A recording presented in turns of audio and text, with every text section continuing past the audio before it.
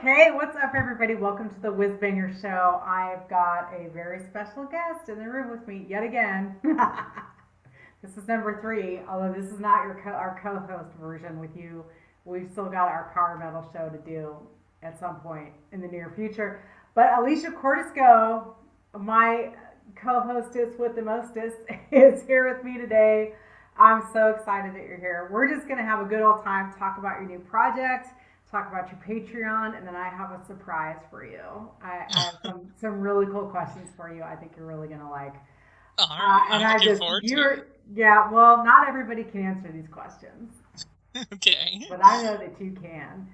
All right, so Alicia is a multi instrumentalist who has been making metal music for decades in bands like Judicator and Transgressive and also Project Rowan Wolf. And this is the one, and her Patreon is a one stop shop for all of her current music, particularly her new power metal band, Just a Car, who you've heard on the Whizbanger Show. And if you sign up for her Patreon, and we'll talk about it in a little bit, you'll get updates, progress, releases, music releases, and discussions on topics, and also just her all around experience as a queer artist, history, present, future in music. I really love the updates, so I am a donor. I don't know what level I am at, but whatever it is, I got a shout out from you, and I thought that was really cool. Yeah, and I appreciate it so much. That was a fun video to do. It was awesome. Thank you so much for that. I'm just gonna launch right in. I have a whole ton of questions, so All so right. we'll just see how this goes. So, Alicia, tell me a little something about yourself that you think I don't already know. Tell you something that I think you don't already know. Okay, that could be tough because it might be something you don't know, but you could have guessed. Let's put it But that that would way. just be a guess. True, true. So I'll confirm if so.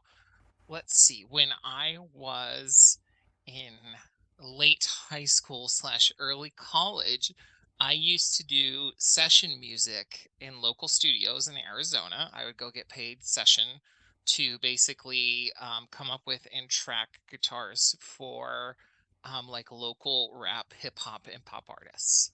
And that was a really fun and challenging experience that I got to do very young. That is cool. I did not know that. If anyone that we would know, No, so it was like very, very local stuff, if that makes so sense. no Like Wu Tang basically then. indie artists that were on just in playing clubs in Arizona, and like all that stuff went the way of the dodo bird when MySpace did. Oh, gotcha. Okay. I think MySpace is actually still like every now and then it's still a thing. Every now and then someone will have a MySpace page, and I think it's a typo, but then there it is. So, all right.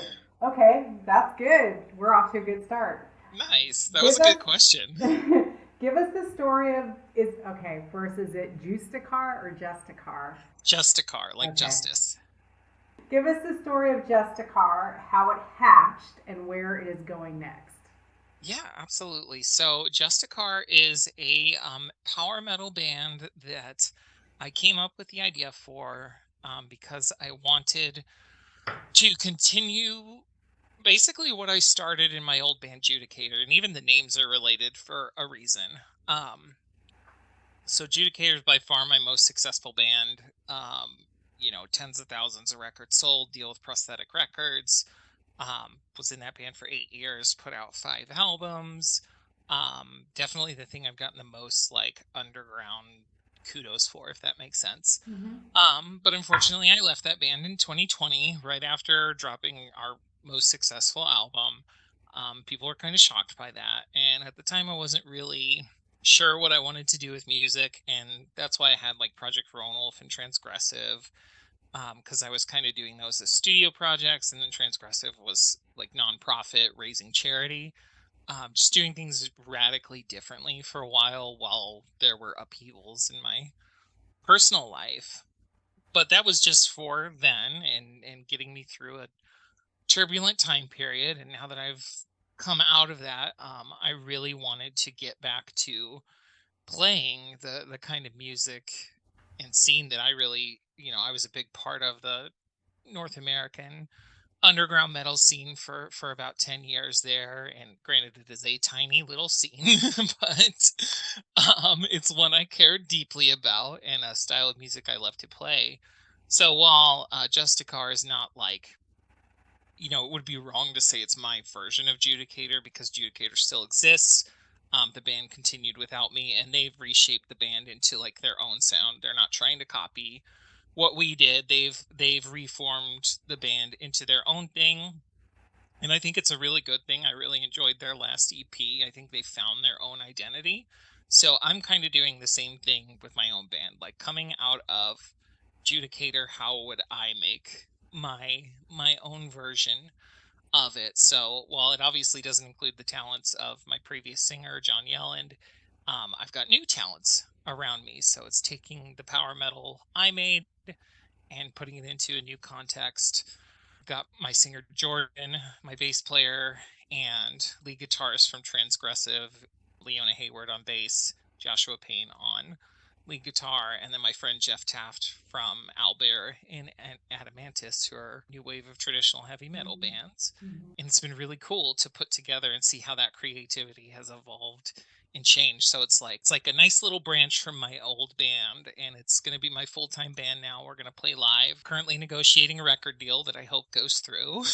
And yeah, I'm really excited to see where that style of power metal goes. And we just dropped our first EP as a taste test, and right now we're working on recording our first album. So when I played Just a Car on the show, on the Wizbanger show a couple weeks ago, I kind of looked up who was in the band because I was interested in who you brought with you, and I thought you brought a couple people over from Transgressive and Project Lone Mhm. Wolf, and I wanted to make sure. And I noticed that Leona was the same person I've seen play with Skeletor, Yep. but next to her name it says ex Skeletor, and Hmm. that made me super sad because Yeah. I love that band.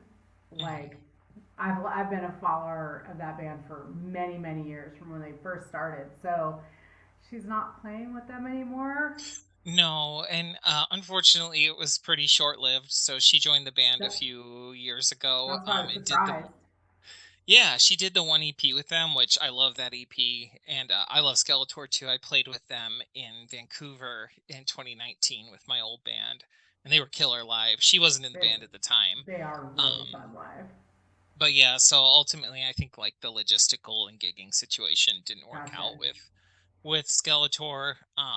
So unfortunately, she's no longer in the band. But hey, they put out a killer EP together, so Yeah, I and know she was she's real great. proud of that. Yeah, so I have seen her live, and when I saw that, I was like, because when I saw pictures of Transgressive, she immediately looked familiar to me, but I could Mm, not either. I was like, I have no idea, but I thought, yeah. Anyway, so yeah. I just had to ask that. All right, cool. Okay, great.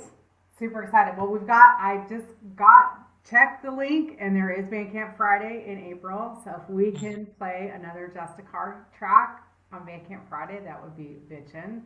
Awesome. And if you have any Bandcamp codes, you can slide them my way, and I'll put them in the Banger Blast newsletter for people Yeah, if you do absolutely. I that. will shoot you some codes. Sweet. All right, next question. Here we go. Give me the skitty on your Patreon. Yeah, thank you. So Patreon was something I hadn't considered before because I don't know, it felt like pretentious. I was like, people have told me to do it, and I'm like, I don't know, guys. I don't think I'm good enough. I don't think I Oh my deserve god. one. Go, Um, girl, go sit down. Except for you're sitting down already. But yeah. yeah. And then I started thinking about it. And I'm like, well, I mean, I post on my social media and I don't really want to change that. And I'm like this spoiler queen because like a lot of musicians are like, very secretive about what they're doing and like, oh, I can't show you until it's revealed and unofficially announced. And I'm like, hey, I'll send you the demo I'm working on right now. And like, you probably won't hear this officially for 2 years, but I'm just really excited right now. And I cannot keep secrets. I cannot keep things hidden. Like whatever I'm doing, I want to show whoever like cares, if that makes No, sense. I think it's great. Yeah, Yeah. it's fun and like it's a fun way to talk to people and I don't know, it's just I get excited about it. So I didn't want to change like how I approach like how I am normally. Like that would Mhm. feel inauthentic. But I wanted to do something that was like more in depth and I knew that if I tried to like just do that in the wind, like I know myself and I can be really productive, but I know if I'm doing things that are like more involved than how I've been used to doing them for decades at this point, Mhm. I'm gonna not keep up with it. It'll fall to the wayside because I'll get busy with other things. So Patreon was a cool way to like structure the type of like deeper dive content I want to do, like making videos, which is something I haven't done a lot of. And people always tell me, oh, you should get on camera more, you should talk more, like you're so shy about everything and you should put yourself out there more. And I'm like, yeah, you're probably right. um, so it's a way to like deeper dive and give people a lot of people always ask me like, how can I support you more? And I'm like, well, I guess you could buy my albums. And they're like, girl, I've already bought all your albums. What do I do now? I um, know. I love that one of the perks was like everything I've ever done. I'm like, yeah. okay, what else you got? Yep. I'm like, that's the I think that's like the $5 or $10 perk. Like you get my first 14 studio length albums in every EP. So it's like 20 hours of music just right out the gate. And so it felt like a way to one give people the chance to support me in a more intimate way and to also engage with my art in a more intimate way. And everyone's been really cool and kind so far. Like it's already got I would have been happy if I got like 5 people to sign up and hang out with me, and I've got I think 31 now, and I'm just really excited. Like that's more than I ever thought would. And everyone's been really cool. It's a lot of like longtime supporters as well. I've got a couple guys that have been following me since 2012, um, Wow, since the first that's killer. Judicator album.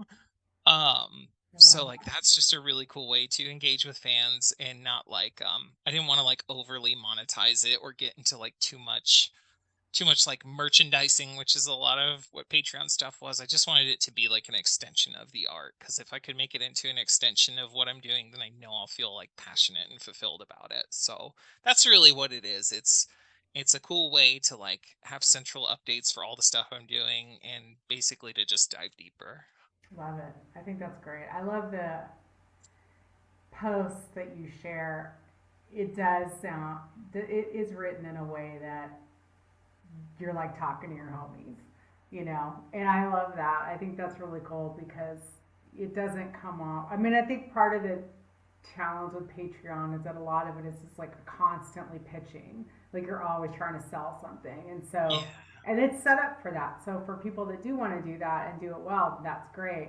But that gets exhausting. And I know, Hmm. whenever I think of some new thing I want to do for the Whiz Banger show, I'm like, it has to be an extension of what I already am doing because I don't have the bandwidth to like do anything extra.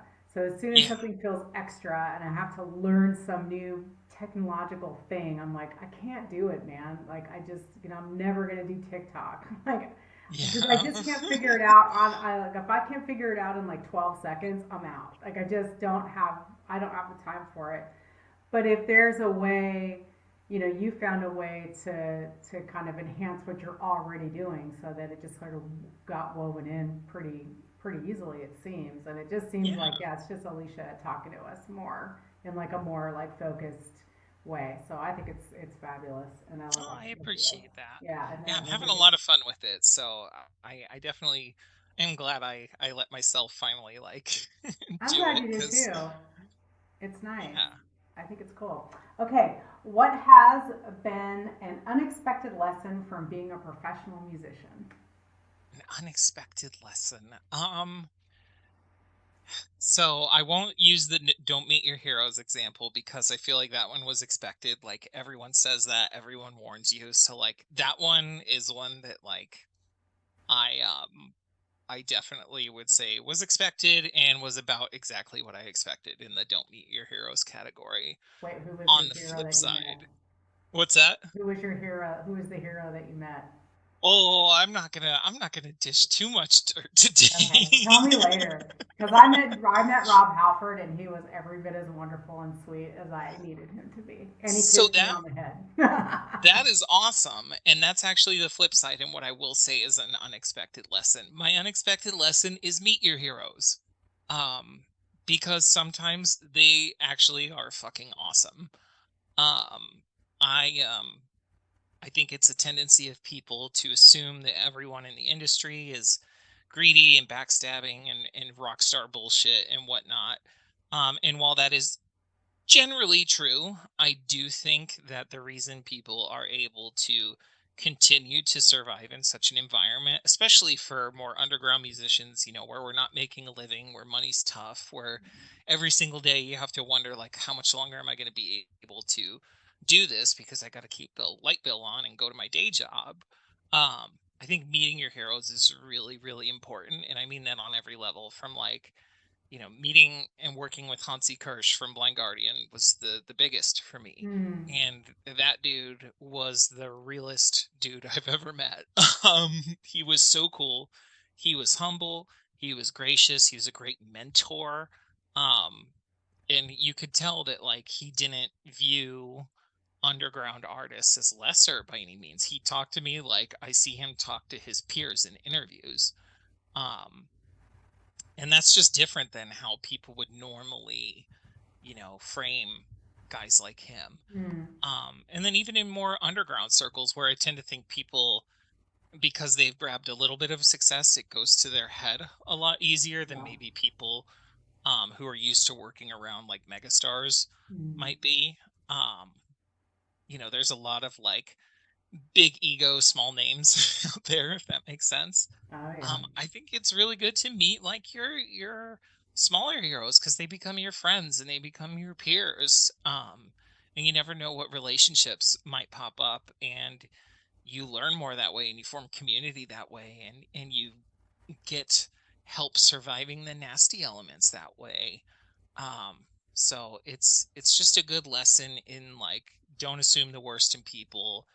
Take things at face value and really leverage your community and your friends in any situation. So I think that's fundamental to like, quote unquote, making it long term as a musician. If you want to keep making music your whole life, you gotta make friends. Hmm. Like real friends. Yeah, I agree. People that will support you and believe in you and not be competitive about Yeah. it. I had a weird experience where somebody who's helping me with some PR, they told me that one of the responses they got from other podcasters that were like refusing to have me on their podcast. They said, "No way, Mhm. we're not having her on here. She's a competition." And I just felt like that was like such a weird thing to say because nobody Yeah. does what I do. And like, just like nobody does what Fistful of Doom does. Those guys had, like Ripple had no problem having me, talk. I did the Ripple Effect Fistful of Mhm. Questions with those guys and it was total fun. It was like, and we don't do the same thing like at all. At Yeah. all. Like, It first of all, I complements don't know each how other anyone if nothing else. does a Doom show in an hour, like at all. Like that just seems impossible to me. But that was a weird response from a lot of podcasters, a lot of other DJs who were just like, no way, we're not having Sarah was banger on. There's no way Yeah. because she's competition, which I thought was like, I'm like, for what? Like, it's not like any of us are making money doing this. Right. And bands can be like that too. I've run into Yeah. so many bands over the years and musicians where they're like, they make you into a rival unnecessarily. Yeah. And it's like, we can help each other. Like, I can celebrate your success and our success complements each other. I don't understand why it has to be a competition. Yeah, that has, I believe that a lot of that has to do with trauma and shame and the Yeah, way that shame kind of binds with like insecurity and fear and we don't always know how to manage those emotions and I think it comes out in definitely. weird ways with ego that may not even be on purpose, but that's how it comes out. Yeah. Anyway, Yeah. awesome. Thank you. So kind of this question is sort of a spin-off of how you answered that accidentally, actually. Hmm. So who inspires you and why? Yeah, I'm gonna shout out a couple people who lately have been really big supports for me, present company excluded, because that one's obvious. That's why I'm Oh, here. thank you. Yeah, absolutely. So, my one of my best friends, Kristen Starkey, is a huge inspiration to me, and we could not be any more different as Mhm. musicians, and tastes, but we both, and we could not be any more different in terms of like success and visibility level. Um, but she is one, just a wonderful and sweet and kind friend. But two, she's a huge inspiration to me for what she's accomplished and how she goes about it. So if you don't know Kristen Starkey, um she's a power metal singer who started as an opera singer. So she's got a doctorate in opera. I think she has a master's in guitar music, and she used to perform pretty regularly at the Met as an opera singer. Flash forward a few years later in her career, now she's the lead singer of the Italian power metal band Temperance, and she is the female vocalist for the band Twilight Force. Ah, So I've seen she them. tours. Yeah, yeah. So did you see the lady with the big horns? Yes, I don't know if that. I saw the Okay, big horn woman. that's her. um, Awesome. so she's been, and she also did the backing vocals on the last two albums, as well as like the female voices, and she actually tracks all the vocal guide demos for Alessandro, the lead singer, to do when they make albums, which is really cool. Um, and so she's with both those bands. She's been touring Europe. She played Wacken. She just was on tour in the United States. Unfortunately, I was sick the day she was here, so I was not able to go and see her perform, but I hope I get to at some point. But she's one that's been a huge recent inspiration to me. We've been friends for about 4 years now, and just seeing her go from like she was like, I'm gonna jump ship from opera to metal. I'm gonna do it, and she did it. She is killing it. And she's still teaching in the meantime, so she's a vocal instructor, and it's just really cool to see an awesome, powerful woman with a low voice. She has a very, I don't know the terms for it, but she has a lower voice than you would normally expect for a female opera singer. So that's definitely different in power metal, where everyone expects everyone to be like super high and Yeah, tinny yeah, that's vocalist. awesome. But she just has a booming powerhouse of a voice. And I genuinely think she's the best singer in power metal right now. um Discounting any like past legends in their prime. I mean, if you look at the people active and playing right now, I think she wipes the floor with them. Mm. But just getting to know her experiences and share with her, and be supports for each other, has been really cool. And she's a girl's girl, which I appreciate, because we need them in in all walks of life, but particularly in music. And unfortunately, not all women are like that in music, especially when you're a queer woman. They're not necessarily going to include you. So I just appreciate that she really walks the talk, and there's a lot of reasons that people look up to her, and she's quickly making a name for herself. So yeah, she's definitely my big one. I'd shout out right now. Cool. Well, we'll make sure to tag all these people and bands and stuff too Yeah. when I push this. Yeah, the sister wound is very real.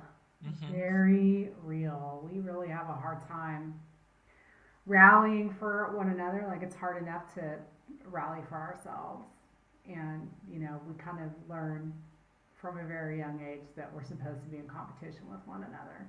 And Yeah. that's been, to me, like I mean, like turfs aside, Hmm. that's part of it though for me as well, is that like if you're gonna include women, you gotta include them all.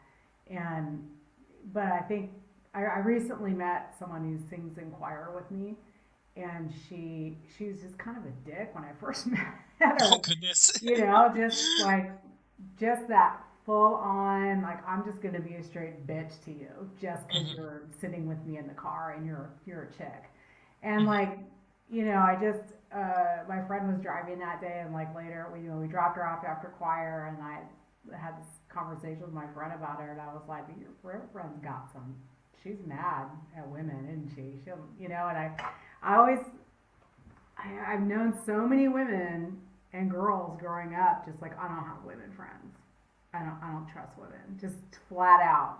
And I think like that's a real good setup to also hate trans women. Like if you're Hmm. already programmed to hate women, you might as well hate them too, right? And then Right. like have that exclusion. And I think like part of the that's part of that sisterhood, because that becomes even more of a threat Yeah. to women who are already set up to hate women. And it's so sad, But I decided I was going to be really nice to her, and today she brought me a loaf of bread. Oh, that's sweet. That's awesome. So I was like, and then she offered me her sourdough starter. She's like, "Do you Very want a little cool. piece? Do you want a baby?" I'm like, "Oh." So I won her over. But Yeah, I I'm think glad that that that story had a good ending it to is a it. good ending, and the bread's good. I do think that that's. I'm glad that you pointed that out, about being a girl's girl, because it is it is competitive, and like I know a lot of women in the music industry in our community that are fucking awesome, right? Sarah Vincent, Kitteringham, me kidding, Kitteringham, and then Amy Carlson. Do you know Mm. Amy from Oh yeah, I don't know Solicitor? her personally. Like we've crossed She's paths online a oh, few times, but I love Solicitor. That band is yeah. like She's amazing. completely, yeah. I mean, she's the same way. She's like 100% about women, and she's the sweetest thing ever. Like you meet her, and you're like, she's Yeah. just an angel. I know Leona knows her and thinks extremely highly of her, like not Oh just yeah, as a well they're musician, but in as the a person. yeah, in the same region. But yeah, I just adore her. I was really glad that we got to meet and hang out. Yeah. Cool. Thanks for that. I'm glad you put the tail on the end about her being a girl's girl. I think that's really Yeah. important, and we need to know who, like us women, really need to know who we can trust in other women, because we really need each other. Like Absolutely. we need community, but women really need women. And I think it's like whenever I make a connection, what like a real connection, like you and I are like immediate. And it's the same Hmm. thing with Amy and Sarah. I've known for years. It was the same thing with Sarah when I met her like over a decade ago. And like Yeah. I just think it's when you have that kind of connection with another woman, I think it's very special, and it's like you are there for life, when you have that, and especially when you know that like you're going to be supported by these Yeah. people. Yeah, right on. Well, Absolutely. we could just have a show on that. I know, really. I mean, at least we got to mention Sarah in the Trans Day of Visibility podcast. It was nice to talk about That's her. right, and it's coming up again this weekend, isn't it? Is it today? Oh No, yeah, it's Friday. I don't it even is. It know. has been about a year since then. I know. I know. And I saw that and I was like, maybe we should. I go, no, there's no way I'm going to be able to pull it off. All right, let's see. I want to get to like the fun stuff. So I have some other questions, but I'll come back to them. Okay. Okay, so here's the cool thing. We'll just do a couple of these, but okay. So I want to talk to you about anarchy. Okay. I have a list of questions that my students have asked over the years. So I'll explain how this has come to be. So in my introduction to sociology class, the very last module is about the anarchist perspective. Hmm. And I asked students to go, their assignment is to go to the anarchist library, which is just for those of you out in the world that don't know it, it's anarchistlibrary.org. I think it's a .org. And they have to pick three things to read. They have to create annotated bibliographies for each thing. It could be anything, a poem, a booklet, whatever, it doesn't matter. And then they have to come up with a discussion question for the group.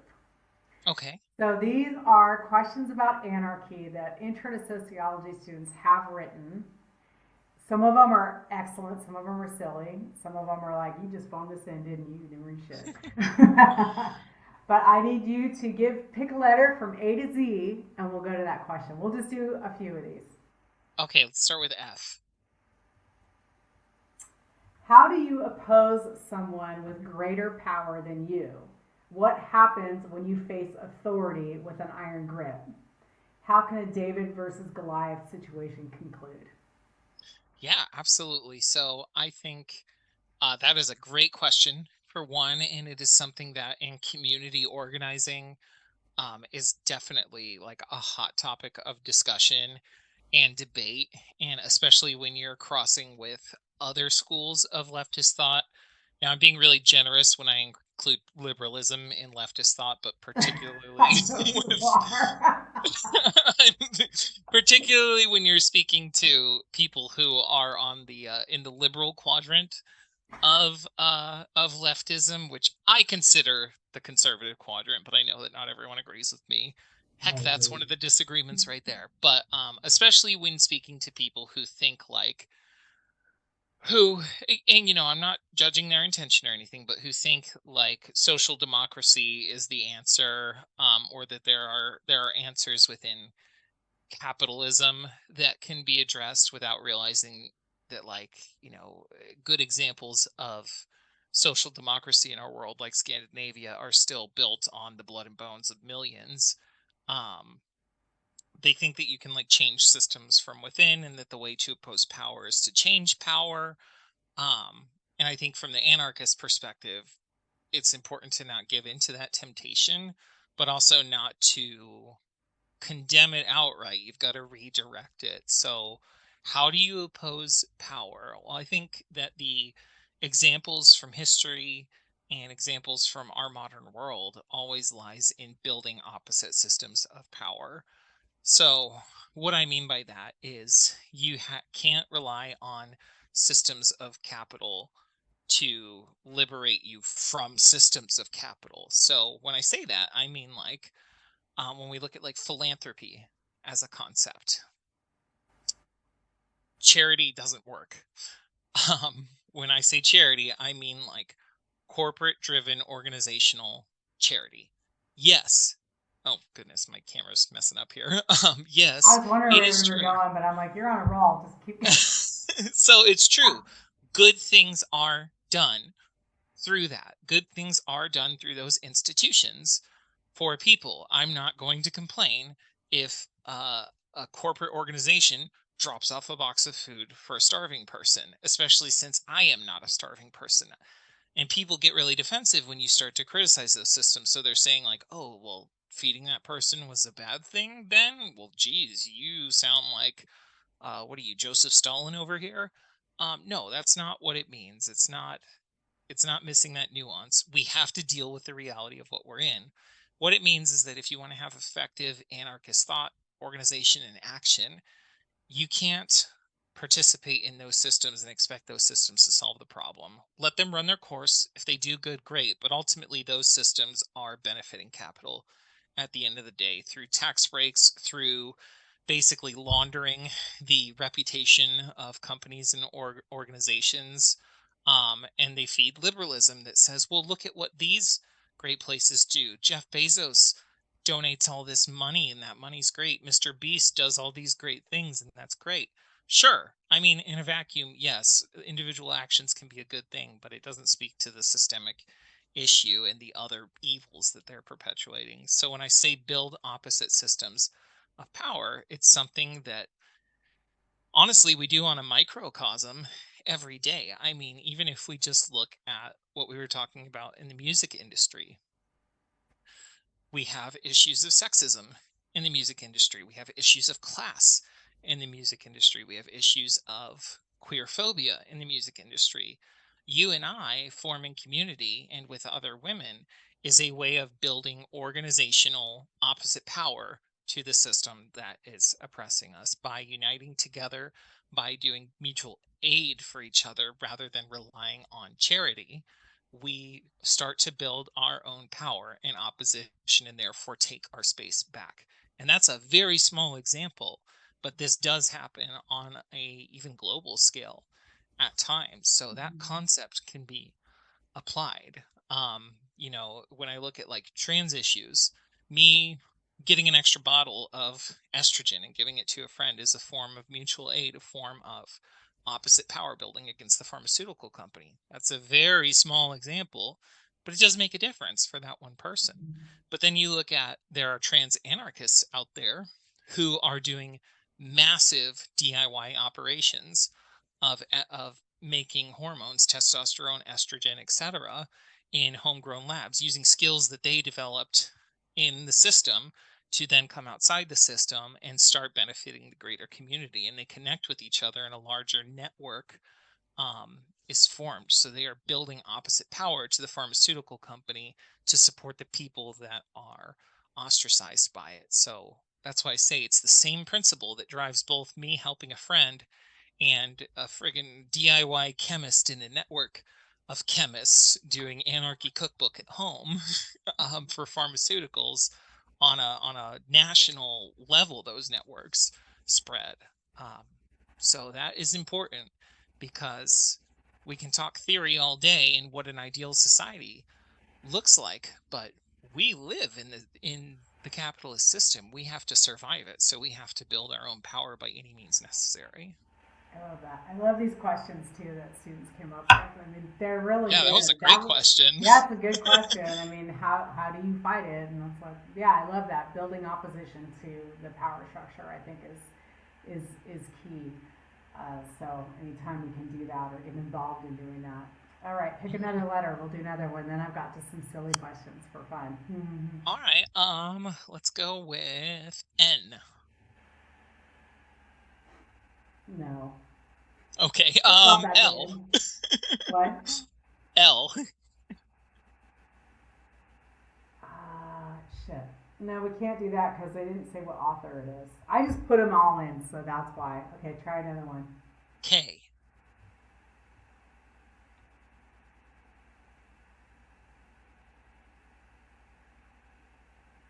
Okay, this will be interesting.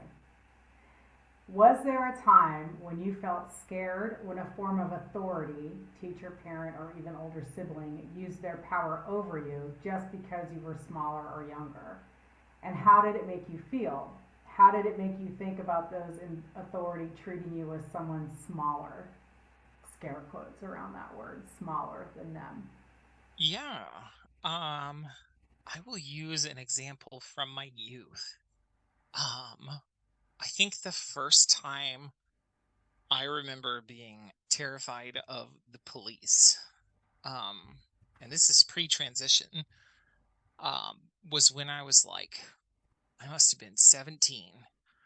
Um, and I'll just preface this by saying, for all intents and legal purposes, I am a white person. Um, so I don't legally, systemically experience a lack of privilege for my race. However, I am ethnic. I am, in a way, I'm not a WASP. I'm Mediterranean. I have Greek, Turkish, and Italian descent. Turkish Roma specifically, Greek like southern Greece, and then Italian is Calabrian. So I'm Mediterranean, and I lived in the Southwest. And I used to have a lot darker skin when I used to go outside, so it is possible for me to sometimes be profiled as Hispanic or Mexican American, because most of the population there is Hispanic and Mexican American. It's like 70% or something in the area that I lived. Most of my friends were Mexican American. I grew up around them, and that culture, and I lived on what I consider occupied land, which is, for all intents and purposes, Mexico, southern Arizona near the border. So it was not uncommon for me to get, like, stopped, questioned by the police. Border Patrol always gave me a hard time until they see your ID and they see that you're white, and then they leave you alone, right? Because that's how racism works on that level. But the first time I remember being actually, like, terrified for myself by the police was when I did not have my ID on me. And I was at my sister's house, which was like, it was in the not so great area of town. Um, and the police in Arizona are, well, they're not the worst police departments in the world. All of them are bad, obviously, but they're certainly not the best either. Like, they've got a reputation, they've got definite white supremacist ties, things like that. And I remember we were trying to get my other sister there, and she had never been there before, and she's terrible at driving and directions. And this is before we all had like GPS on our phones and shit like that. So um they had me stand out on the street corner so I could like wave her down. So I'm like a block away from the house. And I'm standing there, and I don't know, I guess I looked suspicious, and a police officer comes up and wants to know what I'm doing there. I tell him, well, I'm waiting for my sister. And he's like, you're just waiting for your sister on the side of the street. And he asked me for my ID, and I'm like, well, I don't have it. I left it in the house. And I'm like, if you could just let me go get it. Um, and yeah, that's where things went bad. He took me to his car. He put me up against the car. Um, he was starting to throw all kinds of questions at me. He searched me for drugs and weapons. Basically, he thought I was there to do a drug deal. Um, he, after frisking me and slamming me up against the car, of course, realized I had nothing on me, not even money to pay for said drugs. Um, literally just left my shit in the house and was out there waiting for my sister. And it took until my dad peeked out the window, wondering what the hell I was doing, and had to come out there and clear things up. And it was just a very sobering moment of like, okay, well, what if my dad hadn't been there? What if I was just, taking a walk, etc., and didn't happen to have my ID that proves, oh, hey, I'm white, so you shouldn't be profiling me. um Not that that's okay, but that's the reality of how they operate. um it definitely, while I obviously am privileged as a white person, and it's only incidental that I can temporarily experience something like that. It was very sobering to realize, like, this is what a lot of people here go through on the daily, and there's no out for them. And it was like an experience of unchecked authority that I realized, like, change a few variables about the situation, and that could have gone a lot differently. Mm. So it was really sobering, less so for myself, because, like I said, ultimately my privilege protected me. So I wouldn't say it was like personally traumatic for me. It was something that really developed my empathy to think broader. Because I realized, like, the only thing that protected me in that situation was white privilege. All right. Thank you for sharing that. Good story. We're gonna wrap with something fun. Okay. Okay, we're doing this or that. Are you ready? Yes. Live theater or movie? As a social activity, live theater. Sculpture garden or mural wall? Sculpture garden. Football or basketball? Neither, but football. Okay. Um, highway or rural road? Highway. I like efficient gas mileage. Folk horror or science fiction? Science fiction for sure. Okay, that's all right. Road trip, road trip or plane trip? Road trip. I don't like flying. Roller derby or figure skating? Roller The derby. answer is roller derby. Roller coaster or Ferris wheel? Roller coaster. Puppet show or magic show? Puppet show.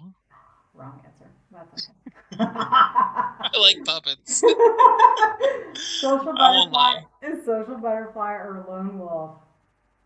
Um, I think I'll go with social butterfly. Hammock or lawn chair? Lawn chair.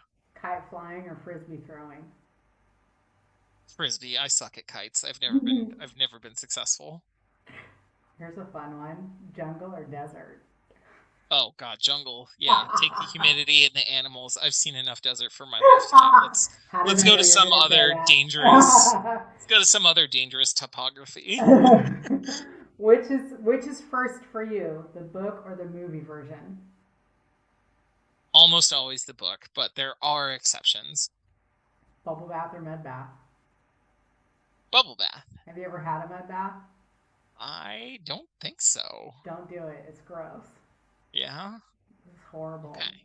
No, it smells like you smell like poop and sulfur afterwards. It's just Oh, nasty. gross. No Yeah, no, thanks. no, thank you. And my skin was not better for it. Thank you very much. Okay, dog or cat? Dog, but I love both. Okay, that's fair. All right, let me see if I have one more for you. That would be fun to end on. Yeah, we could talk about these anarchy questions all day. They're so much fun. And I don't get to do this with that many people. You're like one, because anarchists love to talk, but not everybody likes to talk about anarchy. That's true. Yeah, very true. And some people will um, get really nervous if you do. I know, and I'm like, I tell my students, I'm like, it's a perspective. That's all it is. It's a Yeah. perspective. Okay. Do you have a personal tradition of listening to new music? Yes.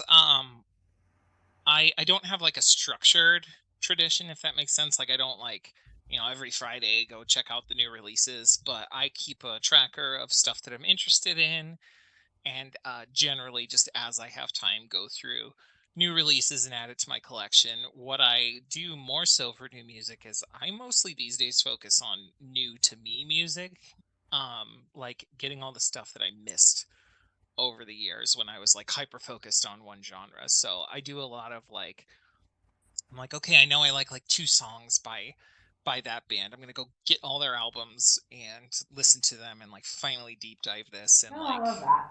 yeah, like Nice. complete my framework and find that music I missed and really focus on and enjoy it and just kind of binge that, couple of artists Hmm. every once in a while.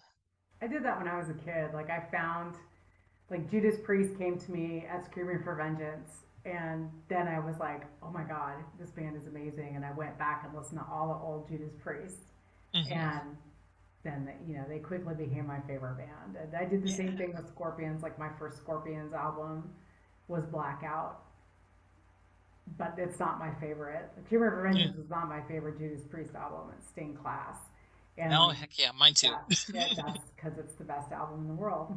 Totally. I don't have any band tattoos, but I really want the Android tattoo of that. Hmm. That I'm thinking about it. And then, yeah, same with like my first Black Sabbath album was Mob Rules. So Mm, I was not. I mean, my first Ozzy was Ozzy. It wasn't Black Sabbath, and I mm. went back and found it. And then my first Motorhead album was Another Perfect Day. So I think it's interesting. I did that as a kid. I would like these bands would come to me, and then I'd go back and listen to everything I missed, right? Yeah. Because I was 12 at the time or whatever. Awesome. Okay. Well, thank you so much, Alicia Cordisco, and we will tag all these people and all these bands and such that that you've mentioned. And okay, one last thing. Who are you listening to right now? This week. Right now I am really enjoying the new Volcundra album. They are a death slash black metal band. They just released their second album on Prosthetic Records. Oh, I should That get it then. Yeah, that album is called The Way of the Ancients. Has a really cool album cover on it, and it's just a really sick combination of like black, death, melodeath, thrash, just like if you love extreme metal and you like variation, they go through all the ropes, they go through all the motions in a really satisfying way. I have not listened to their first album, but I really enjoy that one. And then also my friends in a band called Soul Mass, who are known for being the first band to at least knowingly sing about like from software video games like Dark Souls and Bloodborne and stuff like that. Just released an album called The Principalities of Mechanical Violence. And it is very, very straightforward, awesome Doom Death Right. And it's all about Gundam, which is a really cool topic for extreme metal. So, That is a cool topic. I will not have yeah, any idea what they're talking about, but yeah, I've only yeah. watched one Gundam But show in my life, but yeah, it's just enough to enjoy not, it. yeah, not, I don't get it. I'm not a gamer, not a nothing, nope, mm-mm. Fair, yeah. Uh, There's definitely a very specific niche there. yeah, totally. I just miss it. This is not my generation. All right. Thank you so much, Alicia. Yeah, And yeah, we're signing off, but soon you will come on back and co host a power metal show with me, and that'll be loads of fun. Thank you so much. heck yeah. Say goodbye to the good people. All right. Well, bye everyone. Thanks so much, Sarah, for having me again. Love to be on. Looking forward to the next time. Right.